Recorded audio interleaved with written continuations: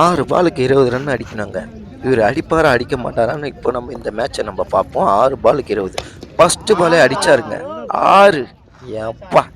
புயல் வேகத்தில் வந்த பாலை அதை மடக்கி அடிச்சாருங்க. இன்னும் 5 பாலில் 14 ரன்னு. வைடுங்க. இந்த நேரத்தில் இந்த வைடு இந்த அணிக்கு மிகவும் தேவைங்க. இன்னும் 5 பாலுக்கு 13 ரன்னு தான். அடுத்த பாலை போட வராரு போலரு. கீப்பர் ஐடியா கொடுத்துன்னு இருக்காரு, ஆஃப் சைடில் பாலை போடுங்க அப்படின்ட்டு. ஏன்னா காற்று ஃபுல்லாக லெக் சைடு அடிக்குது. அடித்தாருங்க ஏக்கர் பாலை அப்படியே அடிச்சு 2 ரன்னு கிடச்சிதுங்க. 2 ரன்னு ஓடிட்டாங்க. 4 பாலுக்கு 11 ரன்னு தான் அடிக்கணும். அடுத்த பாலை போட வராரு போலரு.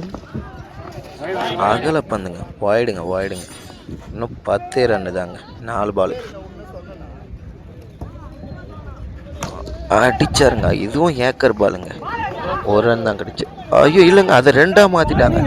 என்னங்க இப்படி ஓடுறாங்க? ஆஹா 2 ரன்னாக ஓடிட்டாங்க. இன்னும் 8 ரன்னுங்க. ஆஃப் சைடில் வந்த பால் அப்படியே தூக்கி போட்டாருங்க. மேட்சே திரும்பிடுச்சுங்க. 2 பாலுக்கு 2 ரன் தாங்க. 2 பாலுக்கு 2 ரன்னு. மேட்ச் இப்போ பேட்ஸ்மேன் கையில் தாங்க இருக்கு. ஈஸியாக வந்துச்சுங்க. 6 பாலுக்கு 20 ரன்னு ஈஸியாக எடுத்துகிட்டு வந்துட்டாங்க. இன்னும் 2 பாலுக்கு 2 ரன்னு. என்ன நடக்குதுன்னு பார்ப்போம். இப்போ கூட என்ன வேணாலும் நடக்கலாம். 2 பால் டாட் ஆகலாம், என்ன வேணாலும் நடக்கலாம். மேட்ச் கடைசி வரைக்கும் மேட்ச்சு போவாங்க. ஃபீல்டிங் இந்த நேரத்தில் சேஞ்ச் பண்ணுறாங்க. எல்லோரையும் க்ளோஸ் அப்பில் வைக்கிறாங்க. ஃபீல்டரெல்லாம் சேஞ்ச் பண்ணி என்ன நடக்குதுன்னு பார்ப்போம். 2 பாலுக்கு 2 ரன்னுங்க.